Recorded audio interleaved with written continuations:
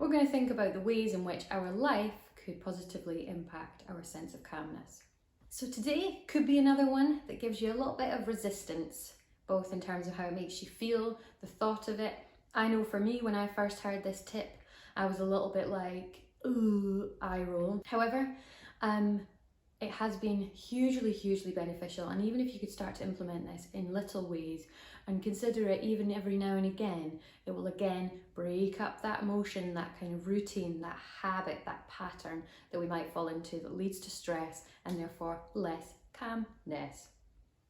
So the question is, do you ever get to a point where you wonder, where does the time go? You're thinking, I don't even know where that time went, I don't know what I was doing, and it's hard to even remember.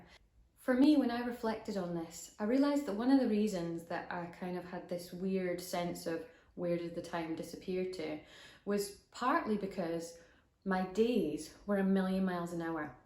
So it kind of makes sense that time would disappear if I'm doing everything at such a speed that, I'm just basically ticking the day off. And by going a million miles an hour, I mean, I was kind of just going through to-do lists, like one task another, do, get things done, one thing after the other, always trying to get to the carrot at the end. And it wasn't even as if I was particularly good after ticking a load of things off at just then going, that's that done. It would actually then turn into, right, well, tomorrow I'll need to do it, and then just constantly thinking about what's to be done. And this can be for anything. It doesn't need to be like for career goals or work deadlines. It could be absolutely anything. Just even like if you have that approach in terms of getting things ticked off in the house, or just random things that you said that you would do, or your exercise, or any things that you're trying to stick to. It's just that focus of like getting it done. And when I sat down and thought about where this actually leads me and how it makes me feel, I realised it was contributing to a lot of my stress, just this idea that there's things to be done and that I constantly need to be doing them or ticking them off. And then slowly kind of allowing myself to feel either a sense of stress or agitation or irritation about the idea that I either was or wasn't getting it done, and therefore what then happened the next day as a result. Which is why today's tip is about our to-be list rather than our to-do list.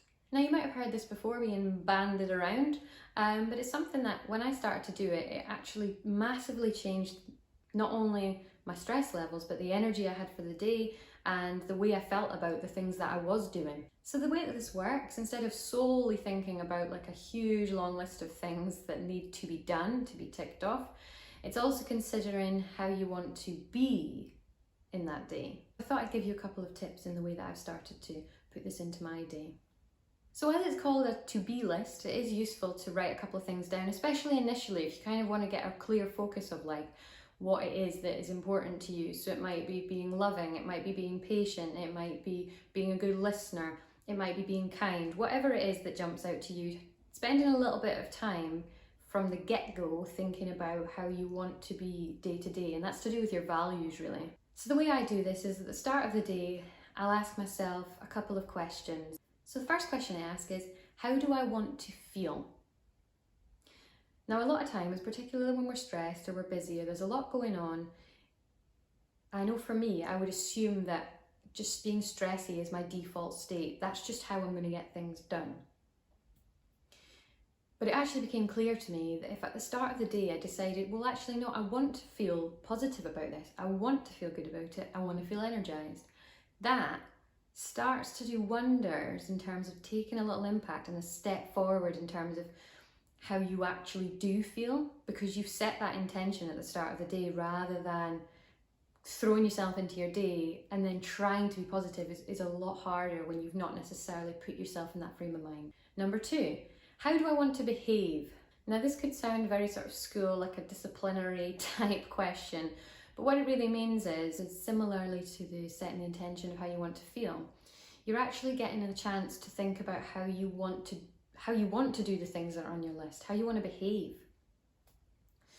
Because the thing for me was that when I was stressed and I was already doing things in that stressy way, it then meant that I was impacting those around me. I didn't feel as good about the work that I was doing or the way that I was doing things. And then again, we're back into this loop of kind of like, you know, I've let myself down, I've let them down, and all those sorts of things. And then it just plagues this kind of dis-ease. So by the start of the day, saying to yourself, right, well, you know, based on my to-do list, this is happening today, that's happening then. And yeah, there's maybe a lot to be done today, there's a lot going on, but I quite like to do this in a way that's actually pretty chilled, pretty calm. I'm not going to rush through it. I'm not going to force myself through the day. I'm just going to take it one thing at a time. Number 3, what's one thing that I want to do for me today? Now this is something that we touch on in one of our heart videos, where we're considering, you know, the things that light you up and make you feel good and energize you. And again, by at the start of the day actually thinking about this, putting some conscious thought into it, it's there somewhere in your mind. Even if you can't land on a specific thing, you don't know when it might happen, you don't know how you might do it, but again, you've brought some consciousness before you've just thrown yourself into the day and then got, oh, no, I don't have time for that. And if you don't have time for it, that's fine, but just remember the next day you could start over and you get the opportunity to think about it then. So there we go, that was day 6. I hope that was useful, and I would love to hear how you're getting on. Don't forget to subscribe so you can be entered into the giveaway.